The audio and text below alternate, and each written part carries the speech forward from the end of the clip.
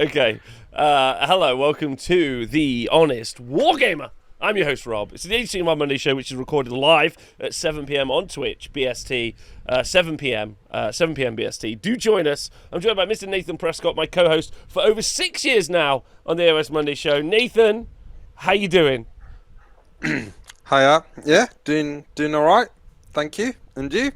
How are you doing? Lovely. Very excited to talk about the GHB 2023 today, mainly because of my primal energy. I woke up this morning, I had 2 livers, a rodent scrotum for dinner and for breakfast, and also some bone marrow. So pretty primal today. But I'm also joined by almost for 6 years, 5 years, Dan's been joined on the show. Dan is here. Dan, live. What up? How are you? I'm fantastic. I got into the primal energy this morning by, instead of going for a little jog with all of my gear, with my headphones in and everything, I stripped completely naked, not even shoes and socks, and ran all along the Vancouver foreshore. Now look, did I surprise and shock some families? Yes. Did I get some weird looks? No. Mostly it was impressed. But running in the buff has me feeling hella primal. Ready to talk about this GHB. The thing I'm excited about for this GHB more than anything is that Games Workshop have given us the excuse to get hella ripped. A lot of push-ups, a lot of naked running. Yeah, a lot of I've watched some Specifically that. Yeah, some like, I don't know if anyone's seen it, but you can sun your butthole in the sun.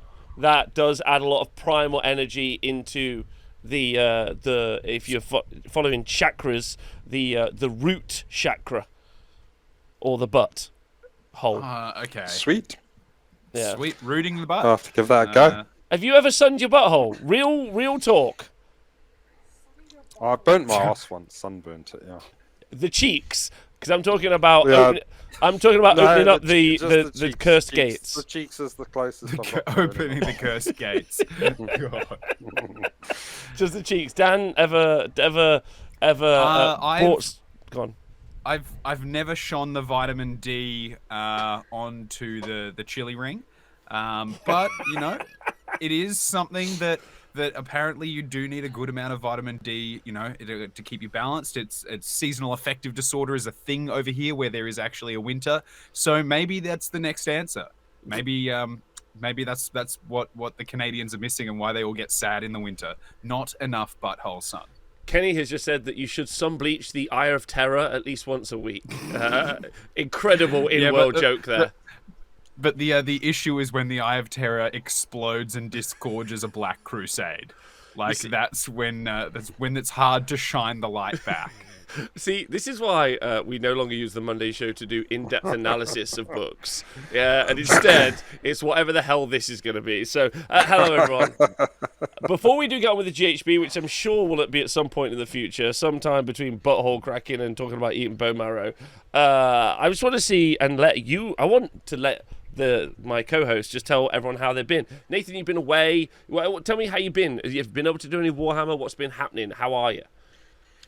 No, I've not done very much Warhammer for ages now. I think the last bit of Warhammer I did was that tournament at your place a couple of months ago now. Yeah. Yeah. So, no, since then, no, I haven't. I've got some Cruel Boys to build. I bought half of another Dominion box of Cruel Boys. So now I've got 2 halves. I don't know why, but I did.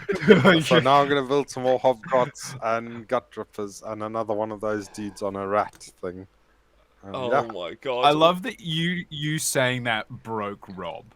Like the second you were like, why? I've got more Cruel Boys. Rob's just like mind was like, I can't. How do I? It doesn't even. It's Cruel Boy Summer, Rob. It's Cruel Boy Summer. It's just the most Nathan Prescott thing ever. Like, you don't need Warhammer. No, I've just been like, obviously been working, and then I played at yours recently. But I did while I was like just faffing around or whatever. Just think, do you know what? Yeah, Cruel Boys. Finally, I'll get into it. like the time. Zero motivation. Like it's not okay. Amazing. Okay, just well that's happened. great. That does bring us into a bit of news, so I'm going to Jamie this bad boy and segue over. Have you seen there's the new Cruel Boys Warcry Warband has been announced? Have you guys seen this? Nathan, have you caught up with this? Yeah, I saw some pictures. I didn't read any stories about it. I just saw some pictures somewhere. I think somebody put a picture on Twitter, and I saw it's the one with the baboons, and then some lads running around with sticks and stuff. Yeah. There is an egg grot. So there's a grot who holds eggs. What? Yeah, an egg grot. Oh, cool. I missed that. Yeah. Oh, yeah. the dude up at the top. Yeah. Yeah, he's holding an egg. Cool. He's an egg grot. That's an egg. Yeah. Sunnyside Grot. I mean, it's not like it's a fantasy egg, so Okay. I'm not. Cool. It also looks like his Who hat is fancies made out of that? a skink or a saurus like head plate or something like that.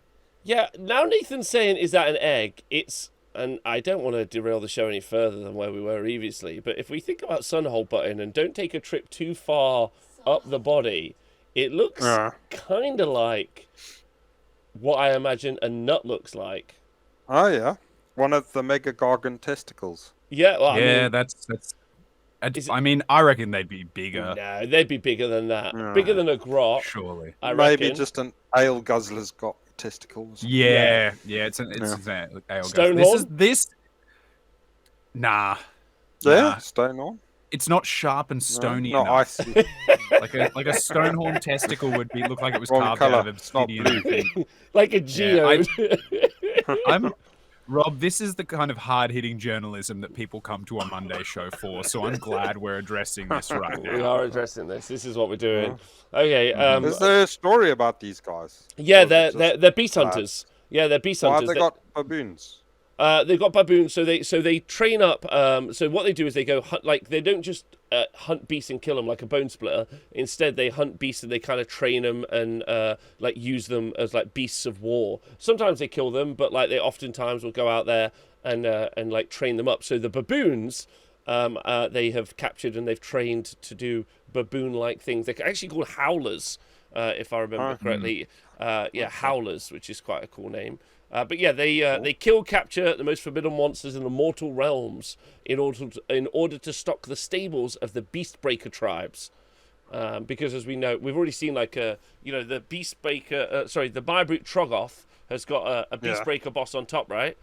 Which I think is good. Oh wow, someone just joined Patreon. Oh, it's Stefan. Thank you, Stefan. That's amazing. Please do join Patreon on Wargamer.com. But yeah, so that's what they do. So are you thinking of adding these to your, for some reason, growing Cruel Boy collection? Oh, might do, yeah. Have they got any rules yet, or is it just They will only do at the. elites? They will do They will do when it comes out. Basically, Cool. So, what are they up for pre-order or something then? I Or don't is it even just know that a they were revealed reveal? at Warhammer Fest. Yeah. Revealed at At Warhammer Fest. the not 40k reveals. I love Yeah. that it's like, what are we doing? A whole thing on 40k. Okay, cool. Now what are we gonna do? The rest. Just you can all have the rest. The rest. It's actually no, it's totally fine. I completely understand. 40k is like at least 50%, if not more, of the income. That makes complete sense. Yeah, I think the I'm- numbers are that 40k is 4 times bigger than Age of Sigmar. My only disappointment is that in the reveals of the rest, there was only one Age of Sigmar had the same level of reveal as Warcry, the little Titan game it's like, yeah, you're all equal to us. I'm like, come on, we know Age of Sigmar is bigger than fucking like Blood Bowl, surely. Not, I know that Blood Bowl's huge, but I mean like money wise, people spend more on Age of Sigmar than Blood Bowl. It's a big game. Like if we actually want to talk about the health of the game, on the TSN stats, event attendance is up 50% versus last year. So not like a small growth. Like literally like half again as many events as I think last year we were at like I can't remember what the numbers were. I think we ended the year on 200 events, and this year we're on schedule to end the year on 300 events. And those are only 2-day tournaments around the world, so they don't include 1-dayers and everything else. So I personally think it's it's massively growing. But I talked about this already on the kind of reveal show. I said that like the support that the game has got, as in like miniature releases, feels particularly light. But maybe that's just where we are now. Like, they've been through a bunch of the different armies and kind of released them since Age of Sigmar 0. I don't know. Like, but, you know, and we have had loads of, like, weird side support in things like these Warcry warbands, the Underworld warbands, all of which are really amazing, but they don't always or necessarily make it into armies. So it's kind of an odd one, I think. I don't know. Like, yeah, what's your litmus test feeling, Dan? Do you, and Nathan as well? Do you feel like, yeah, it has had support, or feeling no? Yeah, I think for me the thing that's tricky is it feels like throwing darts at a board, in that sometimes we get these releases that are fantastic, and even though it might only be a couple of new changes, I find them really cool and I really like them. And then other times you're like, did Fyreslayers need one more foot hero? Like, rather than adding one more identical looking foot hero, maybe just shake it up and completely change how, like give a new rule or a new series of effects, you know, like the fire, the Flamekeeper or whatever. Rather than doing the Flamekeeper, maybe just give a new effect to someone, create a new lodge. That would shake it up just as much, and then save that new sculpt for something a bit different. I think that's where I'm like, I'd kind of like to see it. However, that said, we do get some cool new minis and some awesome new releases. I'm really hoping that we see, like in this General's Handbook, like we've seen a complete overhaul of Free Guild. I don't think we'll see the overhaul of Dwarves or Elves in this one, but I'm hoping we see some more armies completely overhauled into that more high fantasy aesthetic, because it's sexy and just dripping with gorgeousness. Yeah, I mean, just a couple of releases like we saw with Sylvaneth, I think would really have like expanded the range, but we'll see. Dan, how have you been? You've been keeping well? Yeah, when we got back from Worlds, I think I got quite ill because, you know, I stopped, my body relaxed, and my body went, great, now let's let all the grubs in, and the Nurglings got into my system. They had a little dance party and then they got out. But since then I've just been living a War Dolly dream. I'm super excited for this GHB. I know that energies differ, but we can talk to it as we go along. I'm mega excited. It's got me keen. Like, my hobby desk is it's like an ADHD person's dream right now, and because there's like 4 projects going on at the moment. There's my Beast of Chaos converted and like / 3D printed army that it's like in different stages. There's units being based, there's units being converted, there's units being built, there's units being painted, and no rhyme or reason. Like, there's 7 Ungor, there's anyway, it's great. So that's making me happy. My converted undead elf army, because the only good elf is a dead elf, is like being chopped up and all this, so there's just scatterings of bits and stuff everywhere. My Votan are being painted, so my only issue is I'm so excited to learn 10th edition, that I'm keen on painting my space dwarves for that. I'm also super keen for getting Primal, so there's just armies going nuts there. And then I'm also like waiting for the points so I can update my cheeky little Dispossessed, because we're in a Rune Lord meta, baby. So I'm vibing. I'm that person who has just found the perfect balance between their drinks and their drugs at a festival. And I'm just like hell yeah, I'm in the good place. And that's why I've got a ref shirt on today. I see. So as we go along, if you do need any referee calls, I'm ready. Thanks. So yeah. chat, if you've got life refereeing you need, like who's in the wrong, who's in the right there, I've got you today. That's what we might only answer those questions at the end though, otherwise it will take a long time. Okay, different show. Of course. Different but no, show. I'm loving it. I'm so excited for Age of Sigmar, for War Dollies in general. I'm super keen. My wallet shrieks like the wails of the damned every time I look at something new, because it's just like, no, and I'm like, but it's so good, it's gonna be so fun. It's like, please stop opening me, and I'm like, you will open as much as you need. I'm stoked. I'm loving it. Oh, that's good. Cool. Okay, I'm happy about that. That's good. Good. So I'm glad you're both well. It's lovely. Chat, it's lovely to have you here. And if you are listening to this as a podcast, stay hydrated. And if you watch this on YouTube, do like, subscribe, comment, and all those other things. That would be really helpful to help us make quality content of this level. Okay, should we jump onto the... Oh, I suppose there's one bit of news. No, we don't need to cover the news. There's some new Cities of Sigmar stuff, but we're not going to go through that. We're just going to dive straight in, if that's cool with you, and get into the rules. Are you comfy with that?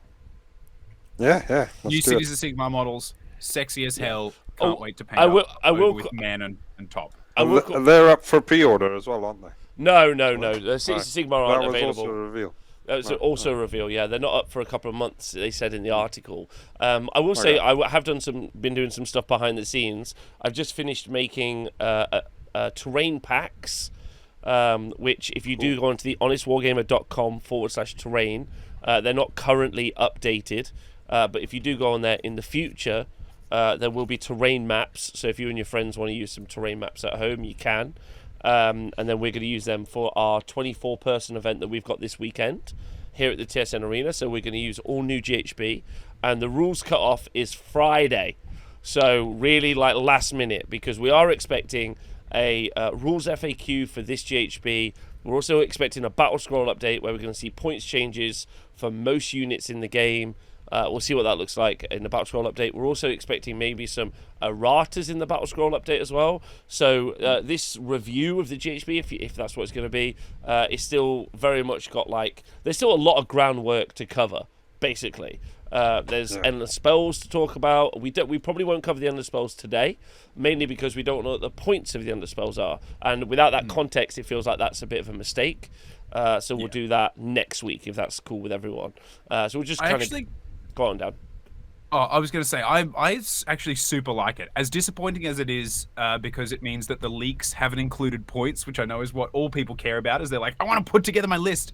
I actually dig the way... Okay, can I just quickly say, the leaks are great, because what's happened is we've had the GHB leak in its entirety, so everyone can look at the rules, they can look at the battle plans, they can look at all of that, but they can't get techie on their lists. And the idea of points being digital only, for me, makes it more interesting and flexible, because there was nothing more disappointing than buying a GHB and like a book later those points being irrelevant, so now that's I feel like the GHB is more of the thing, and then the points will be like battle scroll is where you go for your regular points updates. Yeah, I mean, it's good that we are getting digital points updates, and it's good that we're getting these things, and also probably good that they all come out at the same time. My biggest problem is going to be that the rules will be updated, the points will be updated, and neither the app. Although maybe this isn't true, the app and War Scroll Builder won't be updated available straight away. But that's an aside. So if you are listening to this, and you aren't you kind of HTML curious, or you keep up to date but not too focused, not only is the GHB kind of been leaked, but we're still waiting for points updates, and there will be a big rules FAQ and errata, which as they come up in the book, I will try to bring up. It's why I haven't made an edited shortened version of this yet, just mainly because it's just not finished. And also so I've been making terrain maps. That's been super fun. I love doing that. And then we've got a 24-person event this weekend, which we will be live streaming. So we'll be live streaming that event as well, with all the new GHB rules in effect. So I'm kind of hoping the Battle Scroll update comes out midweek. That gives players a couple of days to write their lists and stuff, which is super fun. Yeah. Looking forward to that. So that'll be this weekend as well. So fun. All right. GHB. Everyone. So GHB 2020, the GUB. Nathan, you'll be happy to know, I don't know if you've heard this is going to last a year. Yeah. Hell yeah. Yeah, is that good? Yeah, I'm happy with that. Yeah, because I don't probably play enough to get my money's worth out of a 6-monther. But yeah, it's good for me, but probably not good for some other people. But that's life. Nothing's good for everybody. So fuck 'em. Yeah, I think it'll be interesting to see how everyone feels about this 6 months in. But also, we will be getting the Harbingers updates over the course of that year as well. There was some interesting stuff that the Harbingers updates were scheduled to come out in September.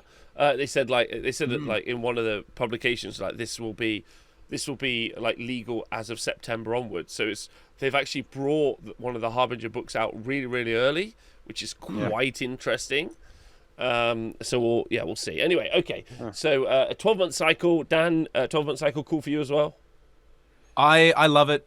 As Nathan said, obviously some people are going to prefer 6-month rotations.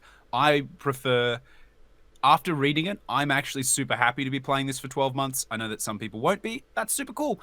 Everyone is beautiful and a unique unicorn rainbow. The thing that I do like is with a 12-month cycle, you've got a set, you've got a Where's Wally for 12 months that they can then pick and choose and find stuff within.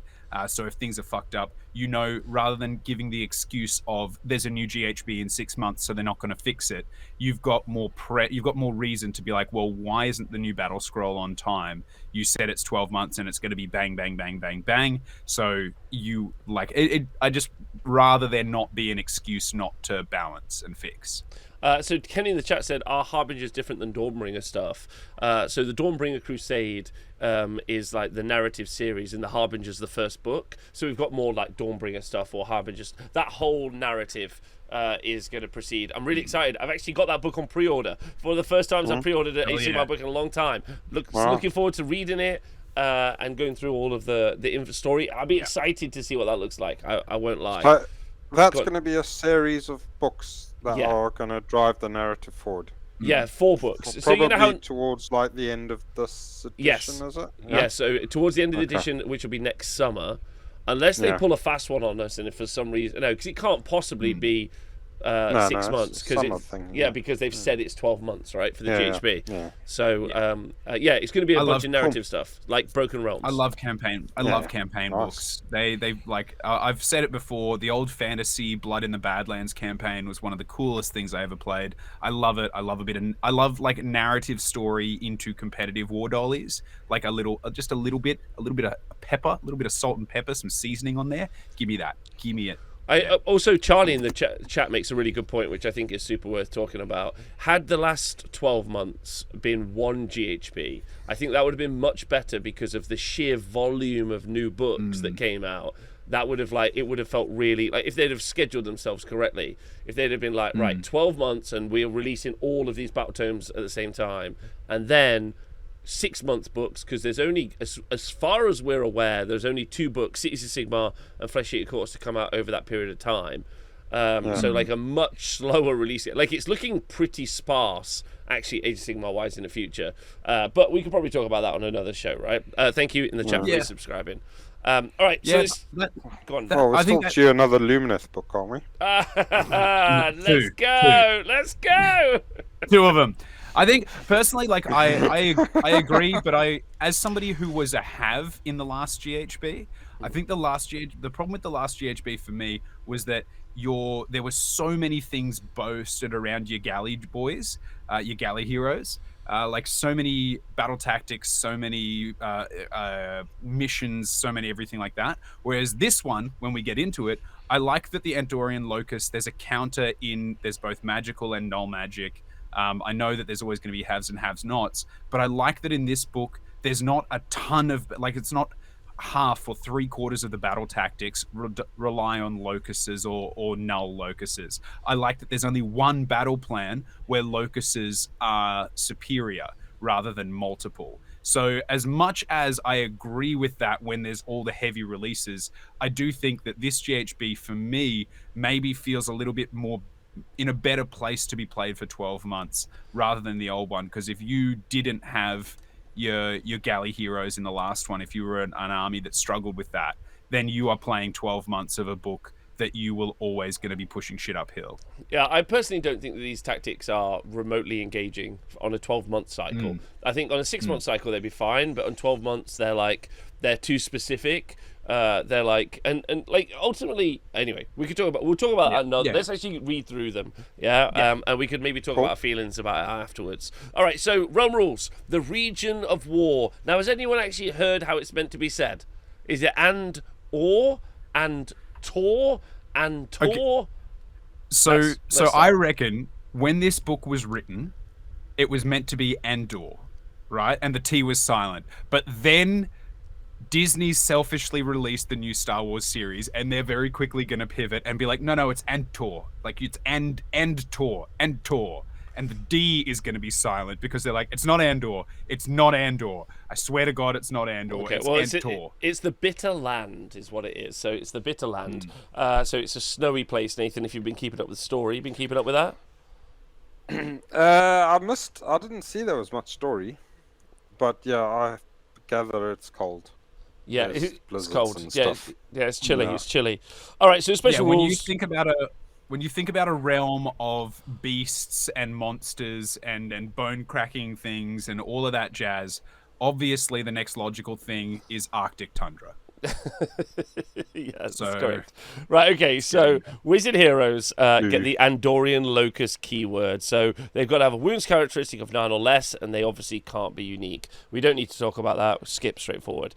Next one is optimal focus. At the start of the battle round, after priority is determined, the player taking the second turn can pick one friendly hero on the battlefield. If that hero is an Andorian Locus, they can attempt to cast one extra spell and attempt to unbind one extra spell. And if they are not an Andorian Locus, you receive one command point that can only spend to allow that hero to issue command. So, effectively, if you go second, you either get to cast some extra spells with a character, or one extra spell, or you get an extra command point, which economies of scale-wise should actually be much better on the command point, in my opinion. Nath, you got any thoughts on that so far? Yeah. No, that's an incentive to go second, definitely. Yeah. As well as all the other incentives that they've built into the scenarios. So yeah. Yeah, I mean, like, this is just, yeah, it's hard built into the game now that there is no, that going second gets you some sort of bonus. Yeah. Which is fine. Same as Yeah. two. I think also I like this because usually when there was like the galley heroes can do two heroic actions, most of the time it was one and then something else. Like it was heroic recovery and then like get a command point. Like that's 9 times out of 10 what I saw people doing. Like it was, so I kind of like this. I also like that you don't have, if you're going second, you don't have to wait until your turn to get the benefit. Like you have an extra command point for the whole battle round. You can either cast or unbind an additional one for the whole battle round. It's only one use, but you have it straight away. So you can use it in your opponent's turn. I really like that. Yeah, like there's a significant bonus right to go in second, is what they're saying. Yeah. And I think over time the command point will be more impactful than the spell, but we'll see. In my opinion. Well, yeah, it depends on your army list a lot. But yeah. Yeah, it will. Yeah, of course. Command points are great because they're not like something, they can't be stopped. Yeah, agreed. It's tough. Like I would like to talk about the final bit. Oh no, I'll talk about the loss of Galician veterans in a bit after. Okay. All right, the next bit, Primal Magic. For all you Primals out there, it's this point I Get him in the chat. I get to be one of my favourite things ever. Nathan, are you Hello. aware of the social media presence of a man called the Liver King? Very vaguely, mainly because I've heard you speak about him once or twice in the past. Primal. Prior to this, even. Yeah, prior to this. I've always been a Liver King stan. Yeah. So the Liver King is someone who really does not love being short, and for that he does a lot of working out to try to make up for it. But the history in the background is that he said that he has a primal lifestyle. So he wakes up every morning, eats bone marrow and liver. That's why he's the Liver King, to get him all the nutrients, and then he says that people who use moisturizer and have decaf coffee are sub-primals, so that would be probably me. Yeah, Chuds. yeah. So you're primal, Nathan. Like I think I'm on decaf coffee these days, so holy that's me shit, done. I can't wait for it. Yeah, well you're joining me in the sub-primal. Like Yeah, Dan that's is me definitely done. still a full primal. Yeah, no. See, when I was naked Well- running along the Vancouver waterfront, I dived into the water, dragged out a seal, and ate that for my breakfast. So it looked at me with those big eyes, and I was like, "Sorry, dude, Primal's got a prime," and then I ate him. So regardless I of hope what you this Like, so this rule is going to affect every single hero phase in the game. So for 12 months, the Age of Sigmar community gets to shout the word primal. By the way, he also, as well as eating liver and also bone marrow and everything else, did fucking loads of steroids. Like, just loads. Just outrageous amounts. Like, absolutely smashed it up. And then when people were like, "You're doing steroids, aren't you?" And he was like, "No, I'm primal. I'm so primal. So primal." Meanwhile, he's got like an injection pen, like he's got things in both hands injecting directly into his biceps, just like primal. What is that? Is that steroids? No, it's liver. Like, just great stuff. Great guns.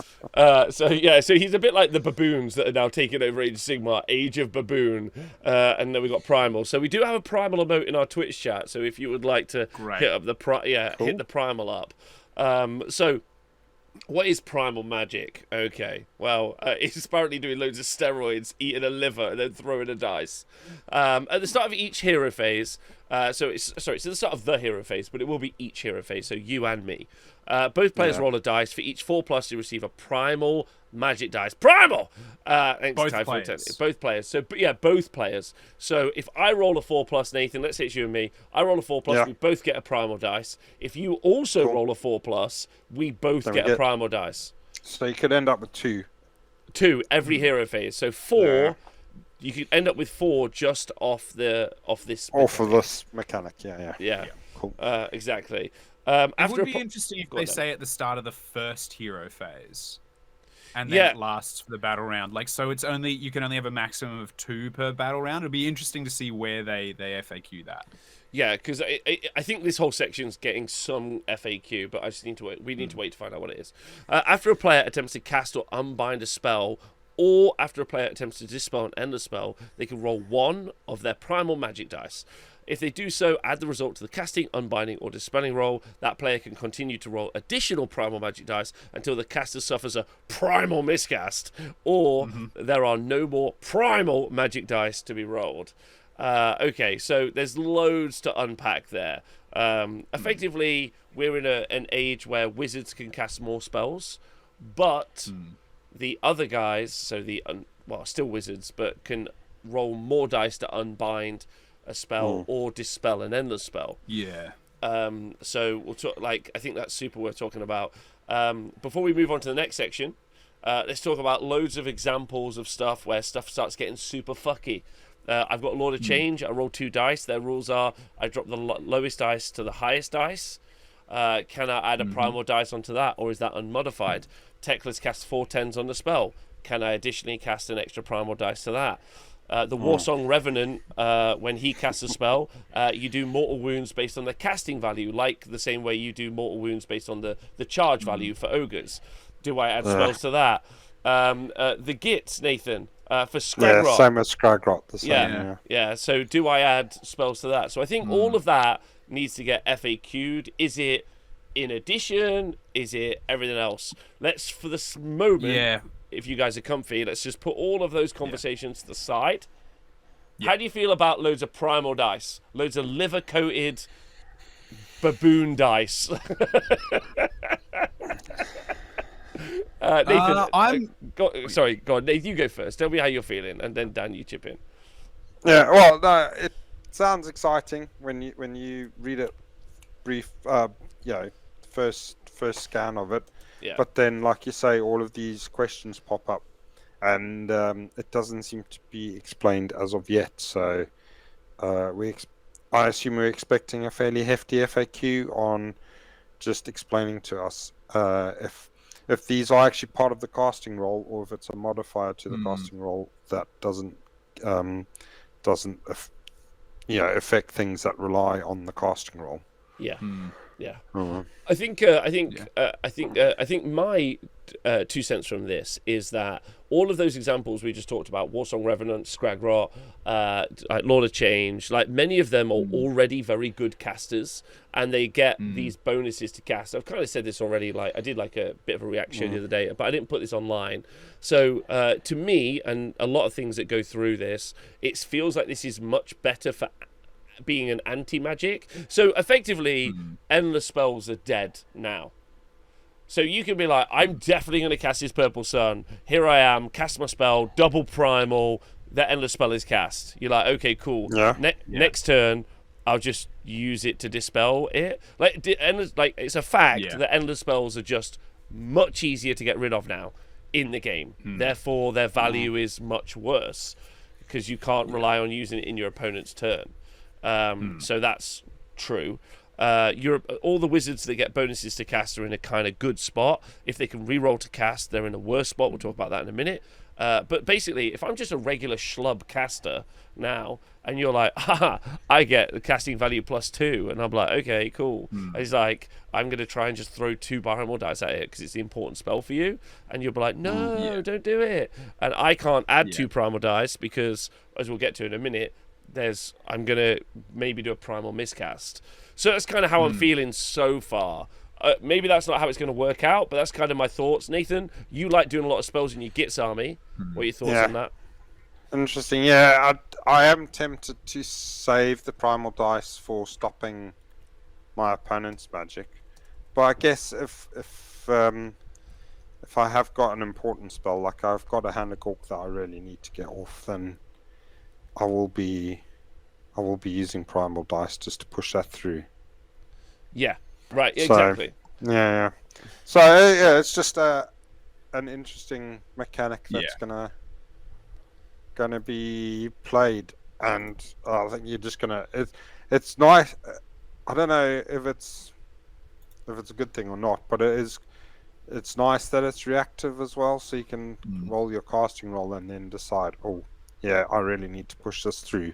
I'm going to burn all my Primal dice so that now my opponent, if they want to stop it, then they're going to burn theirs, and then it's just going to go down to who rolls dice better. Who's the most Primal? That's the answer. That's who's the had vibe. the most liver? Yeah, Which is great for dispel, great for unbinds.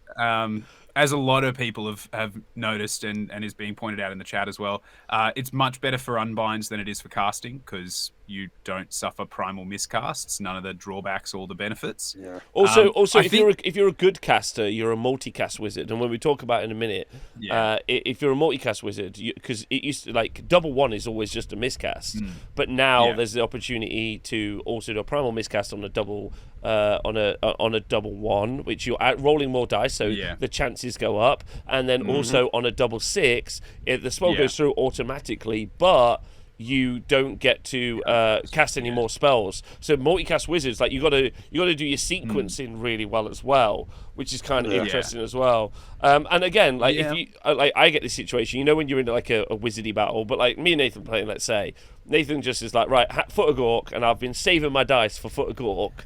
Yeah, he should cast it as the last spell, letting everything go through, so that I'm like, no, I don't. I've only got one unbind. I'm like, I don't care. I don't care. I don't care. And you're just hanging on to your dice, waiting for that, and then then we're just rolling our primals against each other.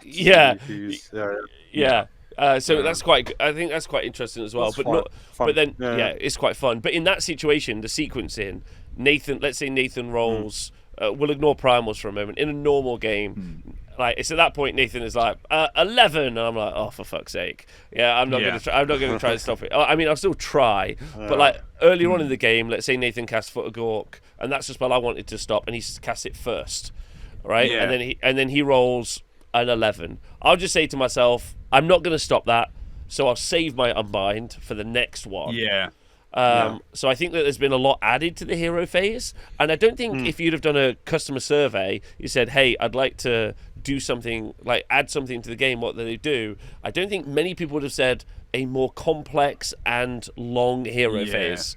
I don't think that would have been something they added. But actually, getting out of the hero phase faster would have been nicer. So it would have been like. That's quite an interesting fact. Like we get to the end of the hero phase, and because my hero phases are usually super quick. Like I run armies where I get to the end, and I'm like, oh yeah, shit, I've done everything. Okay, yeah, well, that was quick. And then I play against a Tzeentch player who, like, I'm on turn 4 and they're still in their turn 2 hero phase because I just keep playing.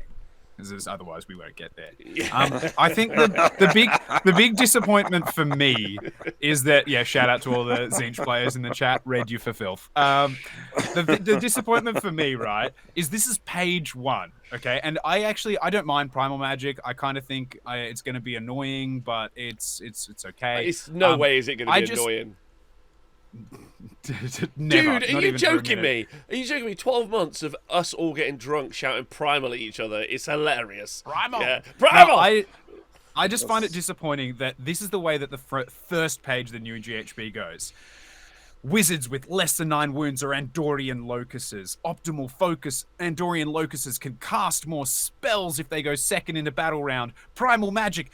Any wizard can use primal magic dice. Yeah. I'm like, what? You just said that the important thing are like in the last couple of editions, you had these people that were realistically, the big issue is when you've got monstrous spellcasters. I just find it a little disappointing that primal magic isn't tied to Andorian Locuses to give us another reason to take lower wound spellcasters, the smaller, little, more fragile ones that can now be shot out. That's my if I could make a change to this, I would say only Andorian Locuses can cast primal magic. Interesting. Okay, well, I mean, and that would solve a lot of those questions that you had, those dubious questions, like Lord of Changes, Scragrot, all of those guys. That would sort all of that out as well. Yeah, you've basically gone along saying that Andorian Locuses are special and important, and then the major ability, you're like, oh yeah, but everyone can do that. Yeah. Okay, well, I kind of agree with that. Like, I mean, I actually think this is going to be an incredibly fun season because of this. I think there's so many fun things to do, especially if you've got a destruction brain, Nathan.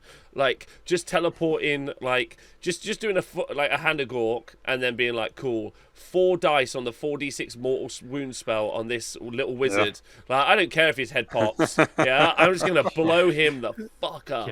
Yeah, that's actually pretty fun. I love that idea. And then put it on the dude with the mask as well. So then afterwards he does the mask stare until he kills something or he dies. It's like he is absolutely going down. I've given him every ability that kills you and kills me, but I am sending a small intercontinental green ballistic missile at you. Yeah, it's great. I think that's really good. Personally, like, I actually think this is going to add a lot to the season, so I'm not in any way negative down to it. I just think that, like, it's not necessarily been thought all the way through, but then Age of Sigmar's never really been thought all the way through, and it's a fun, wild place, and I'm always pro that, so let's go. It's pretty fun. There's another little section, this is important. Abilities that allow you to reroll casting, unbinding, or dispelling rolls must be used before primal dice are rolled. So, and if you do decide to do a reroll, so if you choose to do a reroll, you then can't add any primal dice. So casters that are pretty good at like I'm trying to think of some examples, but rerolling to cast is now worse versus a multiplier, which is pretty rough. And in addition, it's if you choose to reroll. So the things that make it so that your opponent has to reroll the dice. So because it's if you choose an ability to reroll a casting, unbinding, or dispelling roll, you cannot use primal magic dice. So if you make me reroll it via an ability, that's also worse, because I'm then going to get to add primal dice to it, if that makes sense. Right? Yeah. So then, that's the way it's written. I'm hoping that gets FAQ'd. So effectively, in both cases, I have an ability that makes you reroll dice. It's less effective. You have an ability that lets you reroll dice. That's also less effective. So everything around rerolling dice is worse than... so kind of, and that's kind of like the unique property of some units, right? So that's kind of interesting. Well, there's the corn thing that forces your opponent to reroll successful casts. Yes. Isn't there? There's also the Slaanesh character that forces you to reroll casts as well. Which is a thing. But then it's still bad, right? Because you're rerolling a cast. But then you then get to add primal dice. So interesting. So you can add the primal dice if somebody forces you to reroll them. Yes. But not add them if you choose to do it yourself. Currently, as rules are written, right, though? Okay, yeah. Cool. So that's a thing. Okay, so that's worth talking about. And then when a primal magic dice is rolled as part of a casting roll, and an unmodified casting roll that includes a double 1 then you'll do a Primal miscast, which is D3 plus 3 mortal wounds, and each other unit within 3 inches suffers D3 mortal wounds. And in addition, the caster cannot attempt to cast any more spells that turn. Ooh. And then on a roll of a double 6, you automatically cast a spell and it can't be unbound, and you can't cast any more spells for that hero phase as well. So that's pretty crazy, right? Like, I love that we're getting closer to the old fantasy dimensional cascade. I Just do not. give me double 6. Give me, when people are like, I'm going to throw 6 dice at this. Sweet, I got it. And then for those who aren't aware, who might not remember, fantasy used to have a much more complex miscast system where you had, I think it was a D12 table of results, and a 1 to 4 on that table was truly terrible for the player. It like blasted whatever unit the caster was in to death almost, and then the caster was removed from the battlefield a lot of the time. And as a dwarf player, it was always incredibly satisfying watching my opponent nuke their own lines. And we're getting closer. Hopefully next season they're like, anytime you miscast, just everyone within 6 inches takes 2d6 mortal wounds. Blow them up. Great. I'm not pro that. I was just gonna say, I'm super pro that. Like, Super I don't pro that. like this is all really fun, and I think it's going to actually add a lot to the game. I really do, but I don't know if we needed more wildly swingy hero phases, to be honest. But it is going to cause some crazy situations. Also, like it's a 4+, right? So it's very, very light. I mean, statistically, you should get a primal dice each per hero phase, on average. So you don't have access to loads of primal dice. Yeah. So it's not like cumulatively, it actually doesn't do loads. Like an additional spell isn't normally massive. Like, and also people being like, oh, well, you're just going to put all of your dice into that. Into the hailstorm spell or whatever, and it's like, but then your opponent is going to put all of their dispel dice into that spell as well. Like it's the blizzard spell is rad, but it also means that like it's a very obvious play because it's only got a 12-inch range. So if you have a primal dice, so does your opponent. It's not like everybody's throwing dozens of them. Let's talk about let's talk about the realm spells now. So, importantly, the realm spells, there are 3, can only be taken by Andorian locuses, and in addition, you can only take those spells on an Andorian locus instead of the spell you choose from the spell lore. So, if you've taken your Grot Wizard, Nathan, you can't choose Foot of Gork or Hand of Gork, sorry. You have to choose one of these instead. And I think that's kind of interesting as well because, unless, I guess if you take a spell enhancement, then you could choose one from this lore and from the other lore. Yeah, correct. Okay. Yeah, so you might see that. But the thing is, and Dan's quite right, Merciless Blizzard, which is 46 mortal wounds at 12 inches, you can't modify the range of that. But it's cast on a 12. So the result on 3 dice is at 10.5. So you probably have to roll 4 dice at this to get it off. Which means you're very likely to suffer a miscast. Or more likely to suffer a miscast.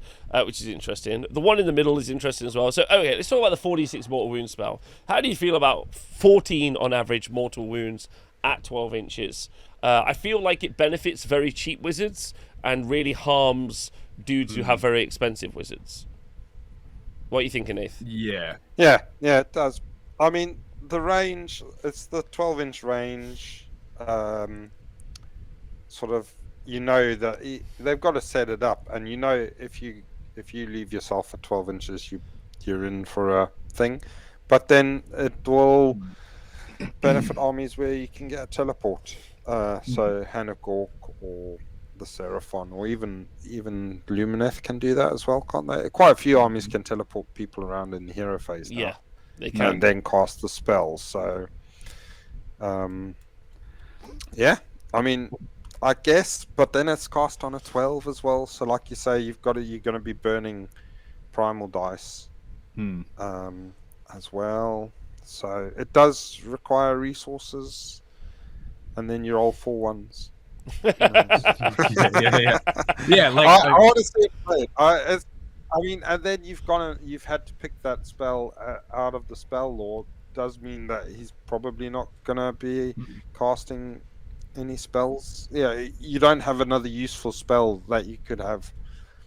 So they're geared up just to use that spell, really. Yeah, Unless other than a what's on their wall scroll. yeah. So, yeah, I'll be interested to see how many armies take this spell out of this lore, as opposed to the other two. I don't think it'll be. Go on, Dan. Sorry. Go ahead. I don't think it's actually going to be that popular. I think we're going to see it at the start because everyone's going to be excited for it. But then, for me personally, 46 mortal wounds, it sounds great. But needing to cast it on a 12, even if you've got a +2 to cast, means you almost always have to add at least 1, if not 2 primal dice to get it off. It's a short range and it's a trade. I think for gameplay wise, I actually don't think we're going to see it as much as some people are saying. I think it's cool. I don't actually think Merciless Blizzard is going to dominate the board. A lot of people saying that it's going to be everywhere, I think are thinking more along the lines of Techless, who can auto cast for all these people with huge buffs to do it, but they can't cast a spell because it's only Locuses that can know it. And anyone who's invested points in a frog, or things that rely on rerolls to cast, aren't going to want to risk the incredible amounts of damage from the miscast or from rolling ones and having wounds bounce back. I actually think it kind of balances okay. Grey Seers are obviously going to be a nightmare, but Skaven are in a terrible place. So that's the rats can and have. It's quite easy to screen out against as well, because if somebody is teleporting to cast that spell,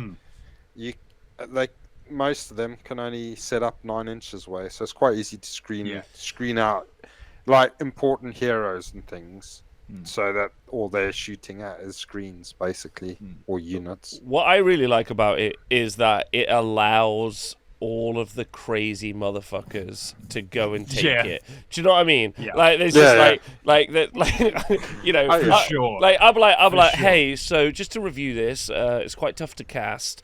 You're gonna need to get in range. That's tough. You're gonna need to keep your caster alive, and also it's hard. It's gonna be difficult to do, and you're not gonna do a lot of mortal wounds. And what they are gonna hear is, are you telling me I am gonna do 24 mortal wounds every hero phase? And I'm like, I'm specifically telling you, you aren't. And they're like, motherfucker, I'm in. And I'm like, did we have 2 different conversations? Because they're like, I'm doing it. I am doing that every turn.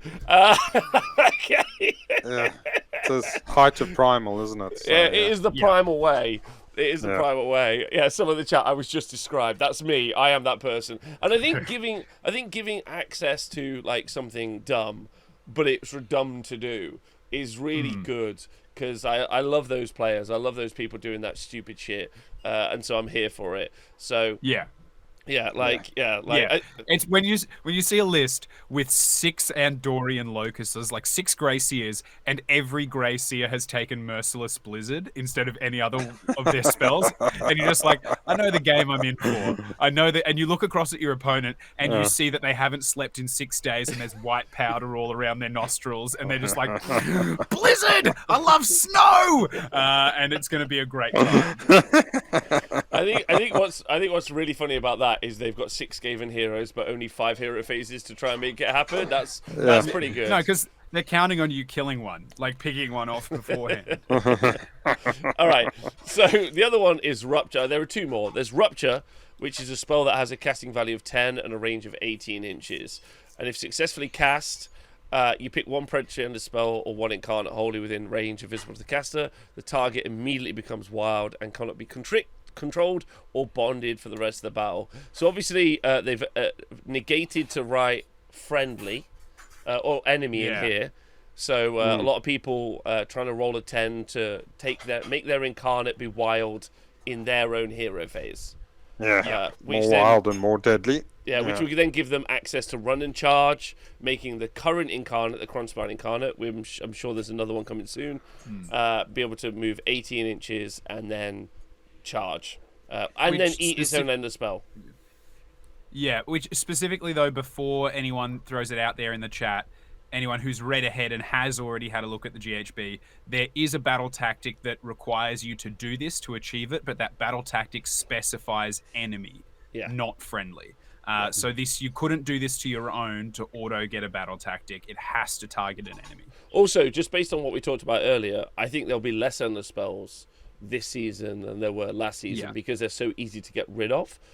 And because they're really... So then this becomes even less valuable. The incarnates, well, if the new incarnate is insane and it's everywhere, then maybe you'll see this taken more, which I think is interesting as well. Obviously, it's hilarious to do that into someone's army when it's inside their army at the start of the game. But like, if they're like, I have Rupture, this spell portal, in my army, and they think I'll put my incarnate inside my own army, then they deserve that, right? Like you're like, what's in your list? The ability to make you fuck yourself. They'll be like, guess what I'll do? Fuck myself. Yeah. So that's their fault. I'm not sure about this. I think you won't see this taken a lot, personally. Nah. Yeah.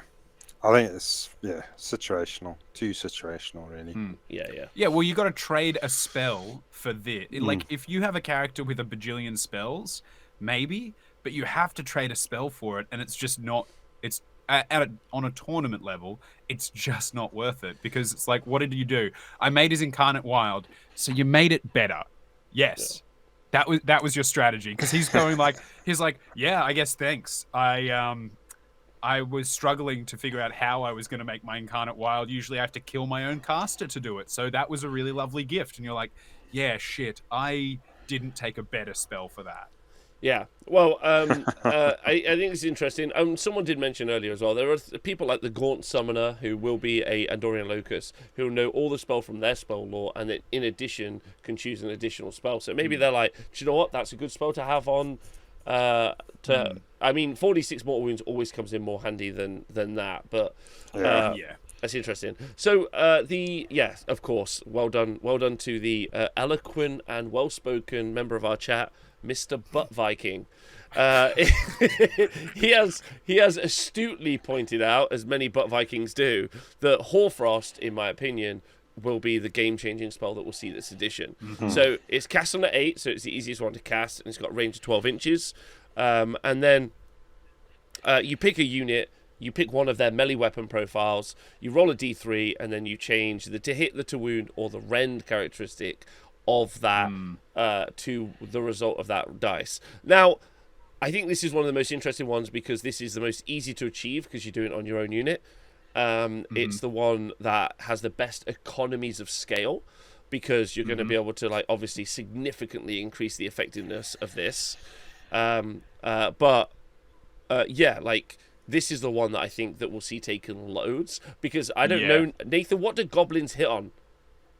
Hit on 4s, so yeah. Yeah, Twigs specifically, yeah. Well, no, I mean, a horde of goblins, how do you feel about them hitting on 2s? Yeah.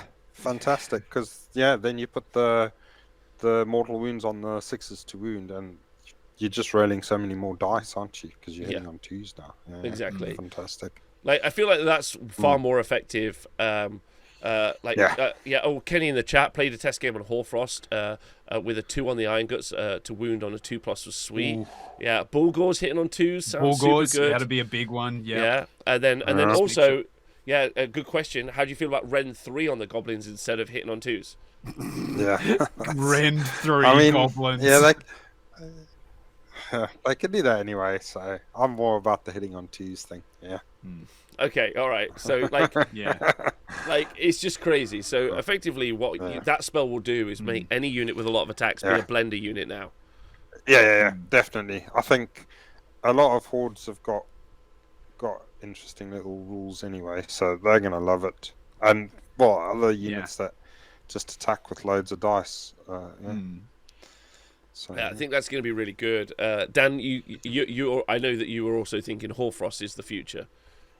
Yeah, it's every army's going to take it. This is the one for me of the 3. It's the only one worth taking over usually like a more beneficial army spell or ability.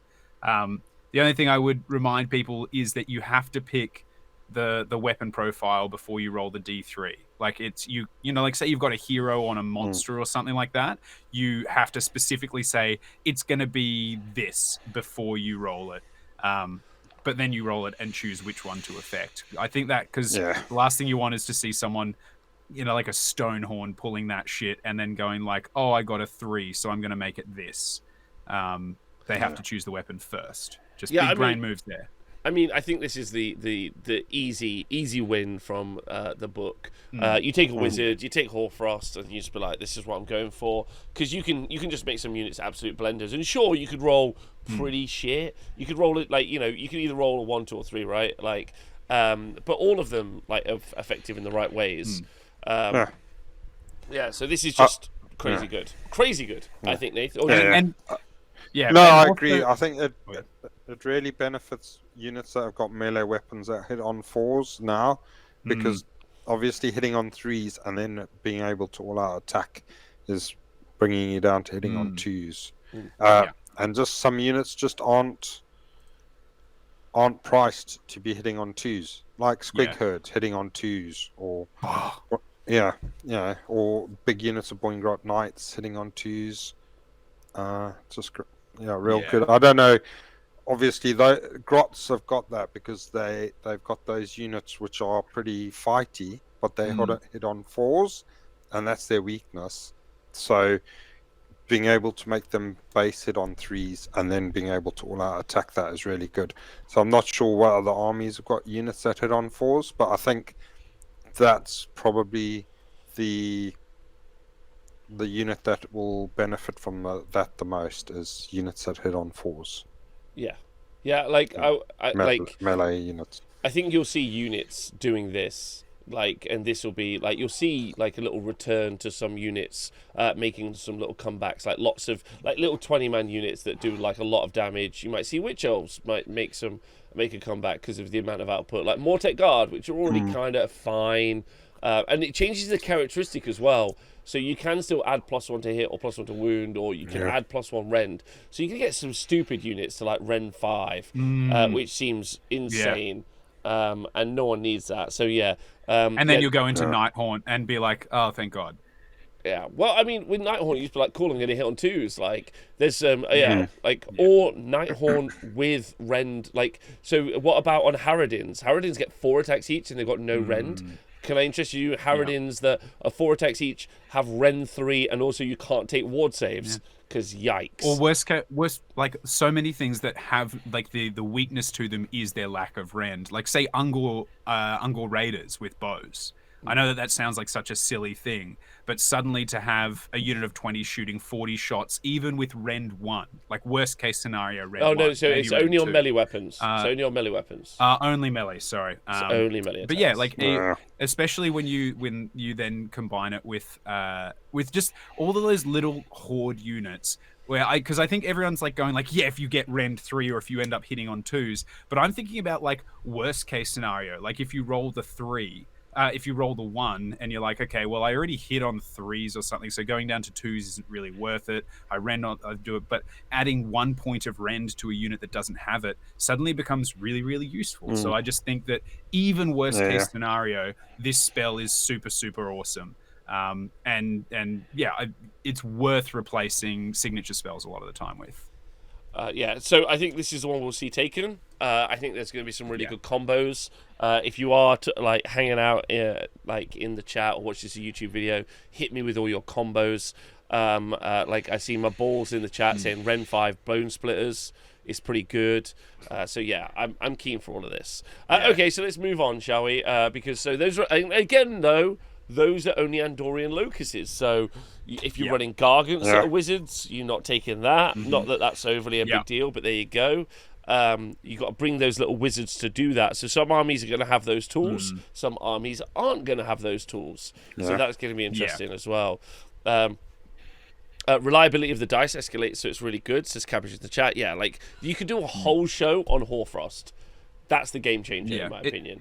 It also Horefrost also needs an 8 to cast when the average on 2 dice is 7. So you'll either need someone with a plus to cast, or to add a primal dice more often than not to cast it if you are just a flat Andorian Locus caster.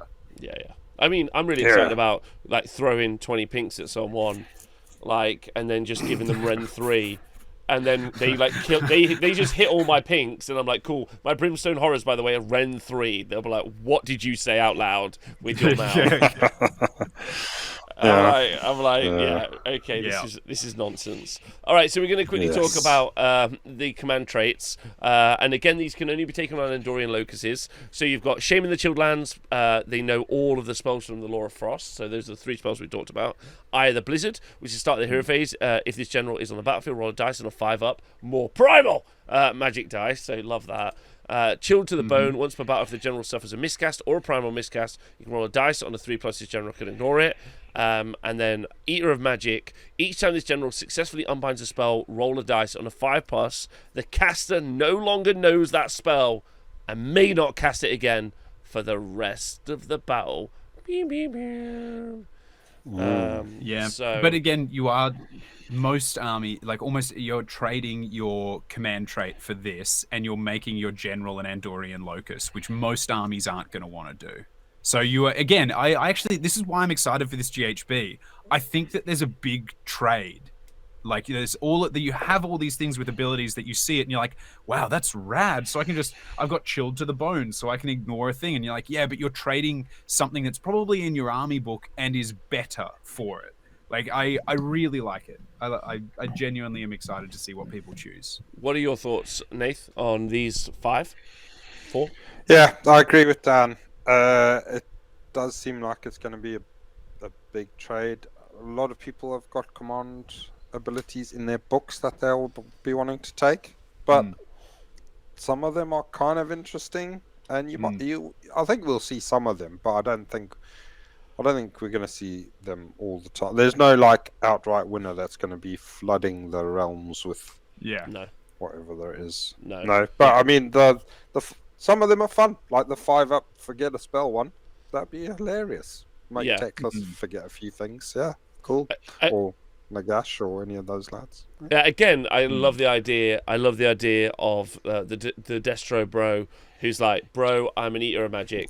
This is all I'm gonna do. Or even like a Tzeentch guy, because if you're just want you to forget stuff. Just forget it. Yeah. Forget. Like forget. what also, I really you're like. I'm an. Go on, Dad. Oh, I'm an Eater of Magic, and you're like, yeah, but how many unbinds do you have a turn? And they're like, 1. And you're like, okay, cool. So 1 5-up, a battle round, not a turn, because your opponent doesn't cast in your phase. So if you've got Eater of Magic, you have maybe 1 to 2 unbinds a battle round to try and make them forget something on a 5-up. And that's only if you're within 30 inches of the spell being cast. Like I love when people are like, I'm going to do this. And I'm like, you're not going to get a chance, mate.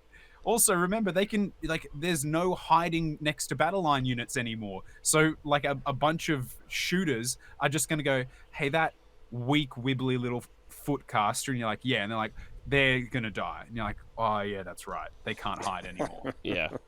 So my favorite one is my favorite combo with that. Thanks, Nath, for fucking blowing all of our ear holes out with that cough. In fact, Nath, can we turn your mic down a tiny bit just in case? Like just a teeny bit, but not too much. My favorite time that's ever been asked of me. Yeah, I know. Is that any better? Yeah. Well, I did buy a headset that I had strapped to your head, so it works. The Curseling's my favorite combo. So the Curseling, whenever he unbinds a spell, he then gets to cast that spell back at you. He gets to cast a spell where he learns one of your spells. So there's a super fun combo where he can be in the sub-faction where he auto unbinds spell 1, 3, and 5. He then unbinds your spell, tries to 5-up it. Then he Destiny dice your next spell, tries to 5-up it. All while he's then also casting spells back at you, and you're like, "What? Stop it!" Like, this is awful. That's fun. I like that little combo. That's quite cool. And I'm sure there will be some other little combos that people can put together. But that's a fun one. So, yeah, I think Shame... Go on, Dan. I was just going to say, there's going to be a bunch of great combos.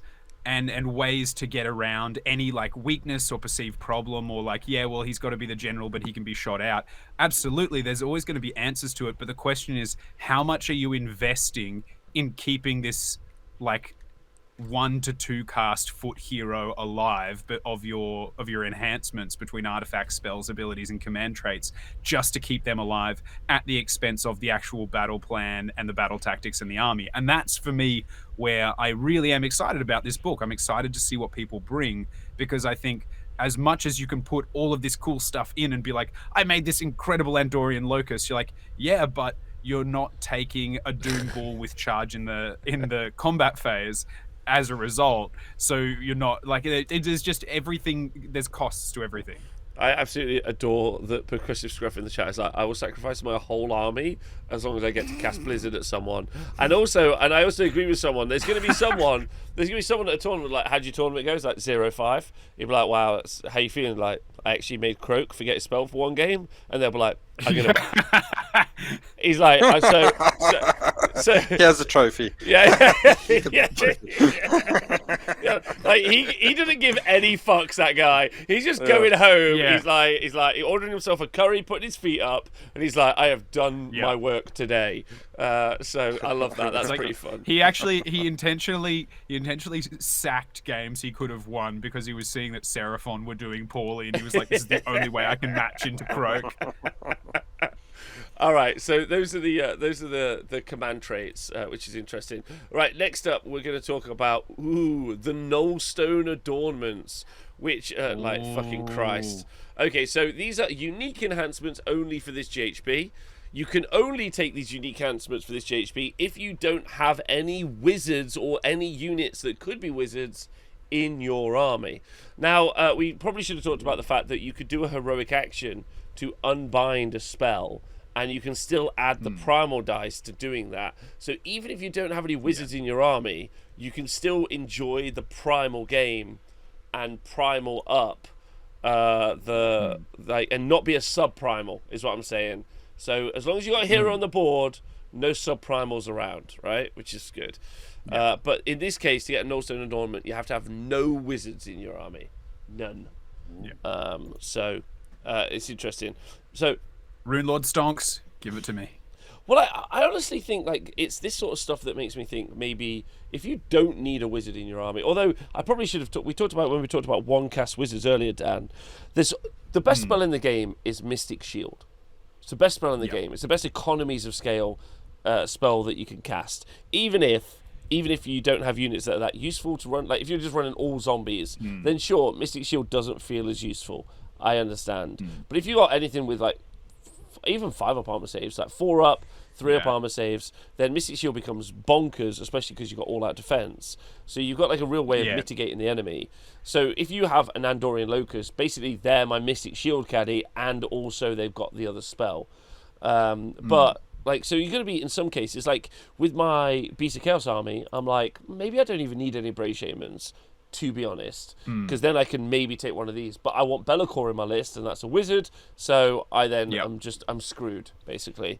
But what you get is, you get the hand-carved Nullstone icon, which is a bearer can attempt to unbind one spell or attempt to dispel one other spell in the enemy hero phase in the same manner as a wizard.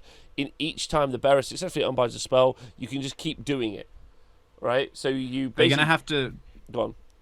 Oh, so the only thing that they're missing there is that's going to need an FAQ for models that aren't wizards but naturally have an innate dispel. Like if I put that on a Rune Lord, does he get an additional dispel that keeps generating additional dispels? It's the same as because it's the same as when you it's the same as what used to happen with Arcane Tome, basically. So my answer is no, because it tells you how many you can do.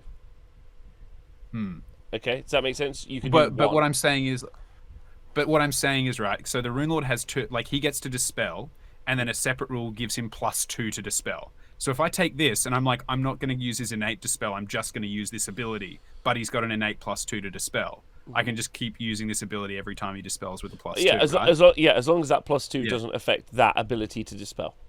Then yes. Anyway, but I don't know if we'll see this one as much, but it is interesting. It is interesting. You got the Pouch and Null Dust, hilarious name.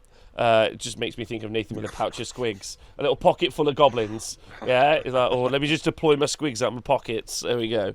Absolutely, anyone that takes this needs to bring a little baggie of glitter, and when you use it, you pinch it and you just throw it at your opponent. You like splash it in their face, and you're like, get fucking null dusted. Since I got full night's sleep, I don't think there's many things there aren't many things that can make me very upset. But I think if someone was to like throw glitter at me at an event, I think that I would fight them like immediately. Not fight, I just physically assault them. Like I'd be like, well, it's your fault. Like you asked for it. Like this is prior warning. So anyway, I hate glitter so much. Right, so there's nothing more. Yeah. Nothing more upsetting than glitter. If someone threw glitter which at is me, effectively what this is. Yeah. I'd be like, no, it's too late. Pouch of Noldus. Once per battle at the start of the hero phase, you can say that the bearer will use their Pouch of Noldus. If you do so until the end of that phase, unmodified casting rolls of 1, 2, or 3, double 1, 2, or 3, are treated as miscasts or primal miscasts. In addition, roll a dice for each endless spell on the battlefield. On a 5+, that endless spell is dispelled. So it's only once per battle, and normally I'm like, boo, boo. But this is stonks to the moon, in my opinion. So if you do so until the end of that phase, unmodified casting. So you just turn 1, you deploy, and then Croak's like, time to cast spells. I'm like, cool. Here's my pouch of null dust, glitter in the face. Yeah. Fight, and then after the fight is finished, so after the fight is over, be like, oh, I can't cast any spells. So, and the other important thing that it doesn't say here, but they have already FAQ'd it, is you say you're going to use it, you throw it in your opponent's face, and then you play Darude Sandstorm and dance. That's an important 3-step process. So you go like, get fucking glittered, like you've got to. There's no way around it. The pure concept. But it will it'll break your opponent on the tabletop and also as a person, and that's the important 1, 2 there. Nath, let's say if you were to bring like a big casty army, and then turn 1 maybe you cast some spells, it's not that important, but then turn 2 you get into that fight, and then they're like, cool. Casting rolls that include double 1, double 2, or double 3 are treated as miscast. By the way, that's 8%. I think someone did the math earlier. If the primal dice was rolled as part of the casting roll, or primal as a primal miscast, and then in addition, roll a dice for each endless spell on a 5+, it's gone. What do you think? Yeah, I mean, it'd be a twitchy bum time for the old hero phase. Yeah. That's for sure. Yeah. Would you still roll the dice? Yeah, definitely. Wow. Okay. You can't deny. You got to go for it. Okay, just keep going. It's in the lap of the gods now. Go for it. Shit. Okay. Right. And then the final one is Polished Nullstone Pebble. When this unit is picked as, it's just a 4+ spell ignore on your on your dude who's carrying it. And then you don't ignore it. It has to go towards another unit within 3 inches. And then if there's no unit within 3 inches, then you ignore the effect. And it doesn't say it has to be an enemy unit. So let's say I put my wizard in your army. It's in combat with your army, and you try to cast a spell on it. Then I 4+ it onto one of your units. It's like the perfect version of how this is best done. And it's still like it's just a 4 spell ignore, dude. Like I don't care. Like so, and it doesn't have to be. It just could be a hero. Yes. It has to be a non-wizard hero, doesn't it? Yeah, non-wizard hero. Yeah, so I mean, you could put this on like a Frostlord on Stonehorn, right? And then like I'm like, do you know what? Maybe I do want a 4 spell ignore and something like that. It's pretty good. Like that's actually... Yeah, but usually it's useful, but a Frostlord on Stonehorn usually has better options of artifacts. Oh yeah, I agree. Just maybe that ends up just being something that you do, right? A Maw Crusher. How about a 4 spell ignore and a Maw Crusher, Nath? Yeah. Well, they have one already on a weird thing, don't they? But I guess you could be a Fasten and also have a 4 spell ignore. Yeah. So maybe it's better than I think it is. Not a bad shout because because otherwise you're doing him like the big destroyer axe or something like that, which But it Maybe doesn't this is replace. It better. doesn't replace the destroyer axe. You would if you're on Oh, a these artifacts. What are these? these are like Galician upgrades. So Oh, these are they're unique. just No, extra. you extra cannot give a Nullstone bobbin. adornment to a hero that already has an artifact of power. Oh, that's Ah. It replaces their artifact. But let's remember, you're no longer putting the destroyer blade thing onto a war boss on foot who tunnel masters and moves and then charges in your opponent's first turn. Like, you're no longer pulling that shenanigans. But it doesn't count as your artifact of power enhancement. If So you roll get a- an extra one. So you get an extra artifact effectively then, but you can't put it Yeah. onto the same dude. So So yeah. if you had double Maw Crusher, which is a thing, you could give one the destroyer and one the spell ignore. Right. Is that Okay. what it's saying? Yeah, that's what Is it's that- saying. That's weird. Yeah. That's so weird. Like, okay, all right, fine. You get this if And, you have no wizards. Yeah. Yeah. Yeah. Yeah. I think. Yeah, I don't so- know. I don't know if we'll see it a lot. I don't know if we'll see these a lot. And they're so Yeah. restrictive. So restrictive. Versus bringing any wizard and shouting the word primal at the top of your lungs. Yeah, I think the only armies we'll see this are armies that never took wizards. So like Khorne, KO, and some Ironjaw's lists that because they've got so much in war chanters that they don't need it.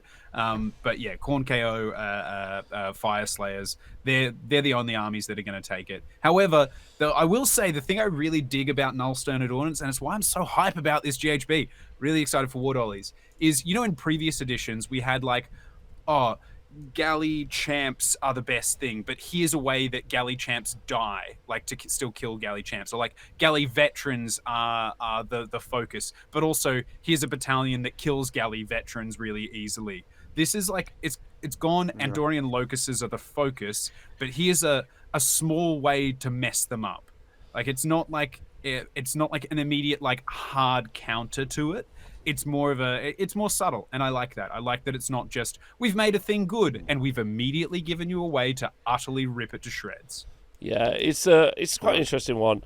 Like I like the pouch of Nordust though. That's fun. The glitter bomb, is fun. I'm guessing Sons of Behemat are going to love it, aren't they? Because Yes. it's an extra enhancement they can give one of their dudes. Sons of Yeah. Bahamut. Can you imagine? Can you imagine a big? Sorry, Rob, but okay. a big mega gargant pulling out a tiny little pouch of glitter in the middle of a battle and just being like, like just a little puff. Oh, great! That That's is what I good want. though. That's what I want. That is good. Yeah, no spells for you. Okay, so let's talk about the battalions that you get in this. So Dan just alluded to those. Now, this is where I should say that Galician Veterans has gone away. And actually, that's probably the thing that should be talked about a lot in coverage. The game has changed significantly because Galician Veterans have gone. So lots of units. And I'm really hoping, fingers crossed, toes crossed, that in the FAQ, they just make it a core rule that the Galician Veterans is just a battalion or just a thing that happens effectively. And what that is being able to fight in 2 ranks with infantry units, really. Because that really sucks if they take that away, in my personal opinion. Yeah. For lots of Well, different it makes units. makes units on 32 mils struggle a lot, doesn't it? Yeah, like it's rubbish, and it's just because it's a core mechanic that they've missed. This is like honestly, this is like they're aware of it.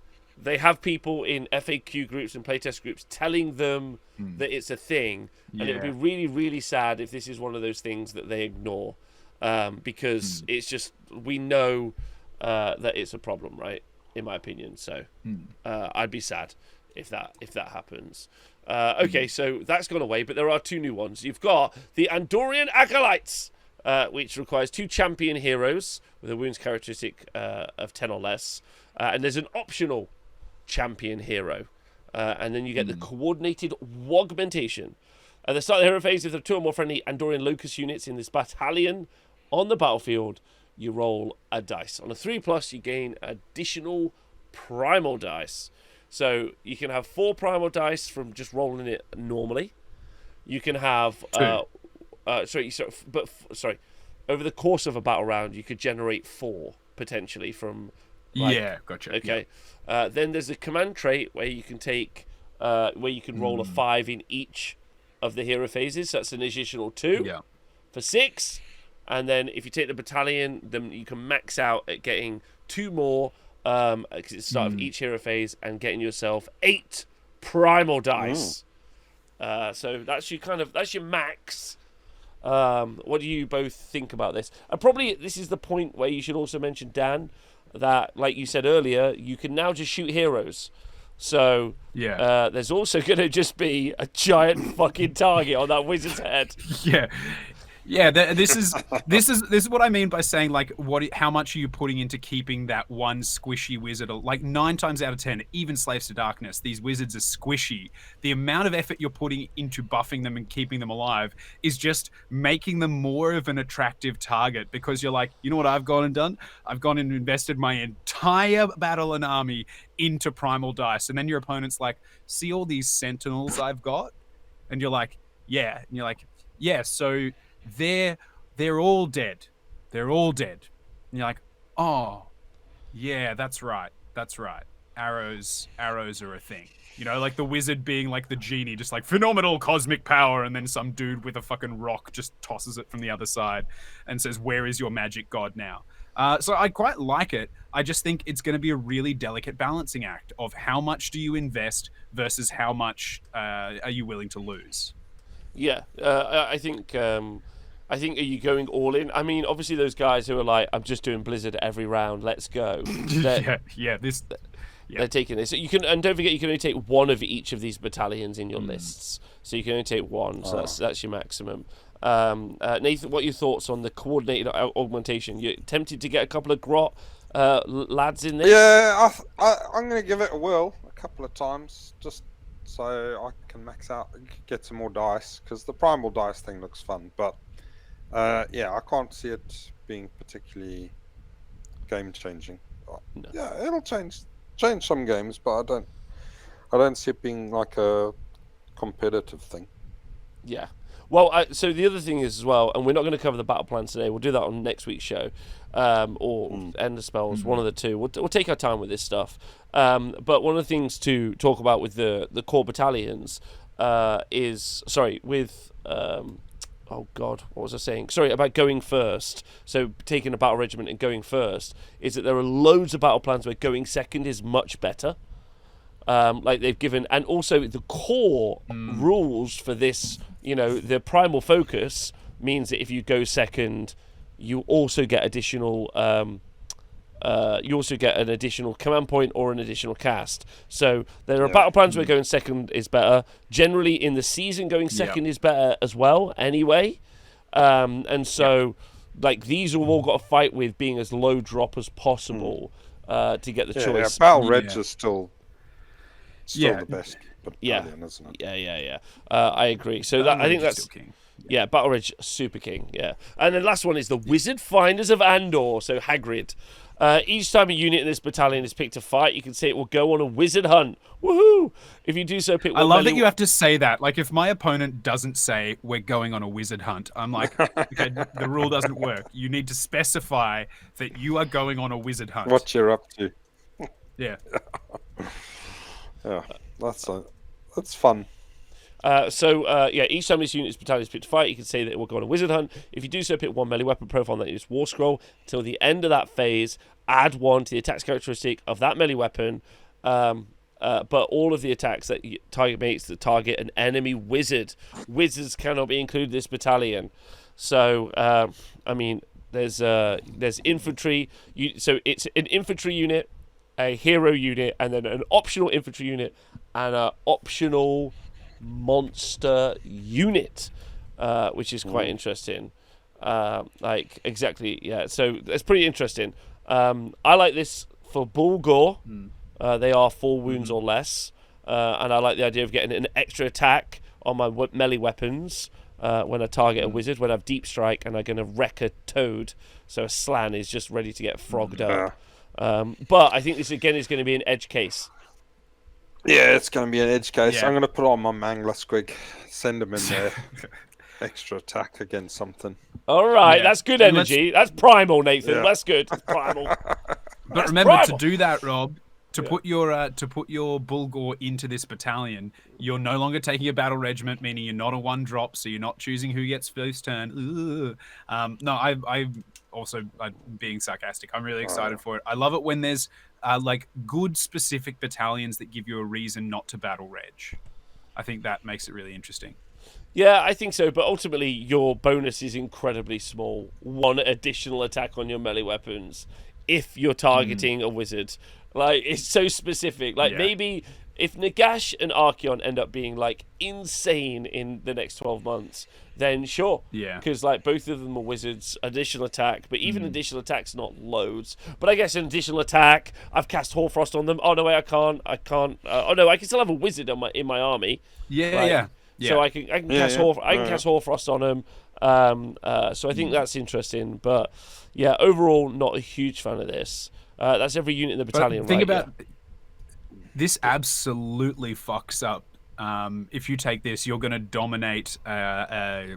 What's it called? Lumineth Realm Lords, because for their units, I know that specifically one model is chosen to be the wizard when they cast, but the unit is a unit of wizards. So I would argue that if you use this against them, hey, you're chopping them to bits. Yeah, it is honestly quite interesting. Like, it depends how many wizards we see on the tabletop. Maybe it's going to be... I feel like there'll be more wizards in lists, but the net effect will be the same because everyone's got the same amount of primal dice. So, like, I think wizards generally tend to go up, but then I think what happens is endless spells go down because it's so easy to get rid of them. But again, it depends on the points costs. Like, new Geminids is legitimately insane, but it should be FAQ to just be 1 unit. So yeah, that's all of the kind of core concepts that are in the new GHB. But we've got battle plans, but some of the battle plans are crazy good and super interesting and fun, but a couple of them need FAQs, so we're waiting for that. One of the battle plans, which is very funny, is you can make D3 enemy units just get off the board, and then Love it. and the way it's written is, I never need to let it come back on the board, which is dumb. Also, it needs FAQing because you have to come in within 6 inches of the board edge, and your Mega Boss or Maw Crusher, Nathan, is actually on a 6.5-inch base. So, so even so even if I was like, you were like, oh, I'll take my Maw Crusher off, I was like, let me stop you. You can't do that, I'm afraid, because you can't bring it back on. Which is fun. So some of the battle plans need FAQing, not all of them, and some of them sound super fun. And then the endless spells we don't have points for, so they're not currently out either at the moment. Which so I think it's you really need some context on the points of the endless spells. They're super fun. We could play a really fun guessing game, like guessing the points cost, but we're not going to do that at the minute. I think that seems like a mistake. Some of them might get changed. Biggest change though, cogs no longer recast, no longer reroll spells, which obviously is massive in this edition. And then also Umbral Spell Portal, you measure to the Umbral Spell Portal to unbind, which is amazing.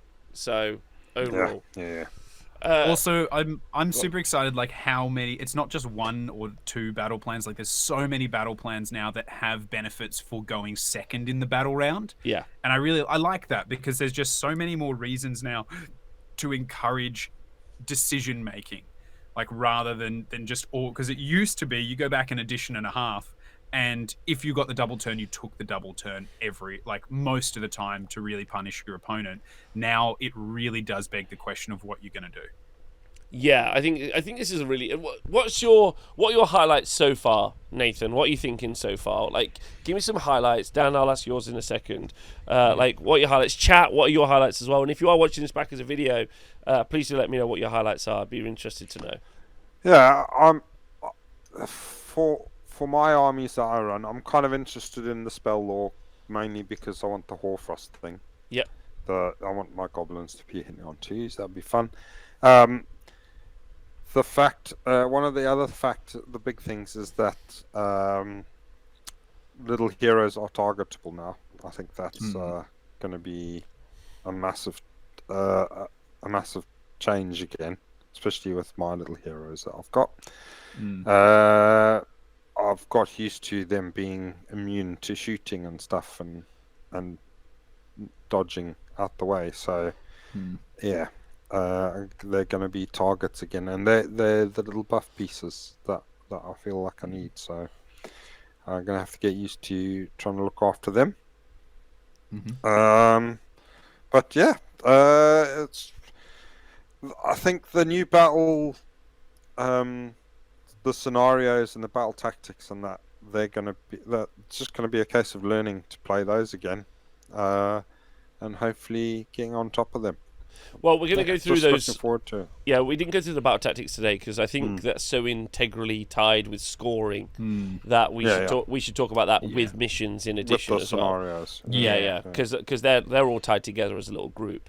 Because I mean, and like Dan has alluded to, some of them are okay. I personally think that they're quite a tiring set of battle tactics over the course of 12 months. I think that they're either so intractable that they're not going to be a part of the game, which really reduces how many there are down, or they're going to be like, they're fairly formulaic, which is again, I don't know, like I'm not super pro those at the moment. For me, my favorite bit probably is going to be I think I really like the primal thing. I think it's dumb. I think it probably makes spellcasting weirdly worse for spellcasting armies, and stronger for other armies, which is so weird. And then it's like, well, what's their USP then, if that makes sense? Like, so I find that quite odd. But like, I think it's gonna have people have very fun and engaging stories on the tabletop. Yeah, and I think that's pretty cool. I think that's pretty cool. Yeah. And I think anything that does that is better. I do know when I've played games, I've often thought, this is a spell that I'd love to be able to force through, and then I've just not been able to. So I'm kind of interested to see if when I get to those situations, if I'm now able to force them through, or if it just gets counteracted because they've also got the primal dice as well. So I mean, I'm interested to see how that plays. It's interesting what they will consider to be worthy of primal dice and what you consider to be a primal dice as well, which I think could be quite fun as well. Dan, what are your favourite takeaways so far from this? Okay, like I have said it that I'm excited that it's a 12-month one, because I'm hoping what that means is some of these like books that we're getting will add more battle tactics. Like hopefully we see a couple more, because their battle tactics are a little limiting. I love that none of the that just so much, and when you get to the battle tactics and the other stuff, so much of it says Andorian locuses are the focus, but they aren't. There's no battle tactics about them. Like you don't need them to score. You don't need them to do certain things. I think for me, they've kind of started to find the balance of a really interesting season with a flavor and a theme, without saying, if you don't fit this flavor or theme, you're fucked for 6 months or 12 months. There's obviously always going to be haves or haves nots. There's armies that are going to do better into this GHB than others, but I think it's nicely balanced in that it's not just here are your heroes that are the best. Here is a battalion that can immediately take away all of the rules that we just gave those heroes. Go and have fun, rock, paper, scissors. I love it, and I'm excited for Primal Magic. I think it's a wonderful balance of like strategy and absurdity. I'm super stoked. I'm stoked for this edition in general, and I think the missions look really fun, which is good. And as a TO, there are more options for missions, which is super good for me as well. Because it was pretty rough. And again, and I'm gonna make a more detailed review of this when I review the list properly. But if you go onto wargamer.com and go look at the stats, you can look at the win rates via battle plan, and once you do that, you can see that the sheer difference, difference between win rates for different armies and different battle plans is actually pretty diverse. So it's actually super worth looking at if you get the opportunity to do it. So do go do that. But yeah, like loads more to look at and review. And again, we're in a kind of holding position. Thanks, Phil Spriggers, for resubscribing. We're in a holding position until we see what happens with these FAQs. This conversation we're having about the Primal dice may massively change next week. We don't know. And so I think that'll be very interesting. And then also, in addition, there's all the points to cover. So we're still so early. Like, I've got an event this weekend, and I'm like, God, that's early. Like, that's early for this. Yeah. Like, I know with the internet culture, it can feel like this stuff has just flown by and it's already over, but it's just barely begun, which is super exciting. So I'm looking forward to talking about it more in the future. Yeah. Looking forward to talking about it a lot. All right, well, if you have been listening to the show, I want to thank you for doing so. Please do like and subscribe on YouTube, or do review us on the podcast formats. That'd be rad. And then if you enjoyed the show, shout out Nathan and Dan next time you see them, because they're wonderful people. Thanks to Nathan and Dan. I hope you had a nice time. Oh, Love thank it. you. Golden Age Award Ollies. Well, Good. And that shout out to the chat for joining us. I appreciate all of you. We are live every Monday at 7 p.m. if you want to come and join us. And if you just want to hang out with me, I'm live all through the week, so you can do that as well. So thanks for hanging out. And go on, Nathan. when you're you're streaming the games this weekend. This weekend on the T Sports Network, On the T Sports on Saturday and Sunday. Yeah, I was just asking which network that was on. So If I'm honest with you, like it's the biggest event I'm going to run on my own here at the arena. So I feel a bit like, oh God, I'm adding an additional thing for me to do on top of it, which I don't super want to do. But like, it's also new GHB. Like, I think it'll add something to the event, which I think people will be really happy about. So ultimately, it's going to be fun, but it's just going to be a busy week, like leading up to it. So I hope the games end up being. I hope everyone comes with the "I'm going to blow my wizards up" attitude to make it like hilarious. Absolutely. Yeah. Come on, all Graciers with the Blizzard. Graciers with Blizzard. Yeah. All right. Well, listen, chat. If you've got any thoughts, please do let us know. Thanks everyone on the Wargamer Patreon for supporting us. Couldn't do it without you. Loads of love and goodbye.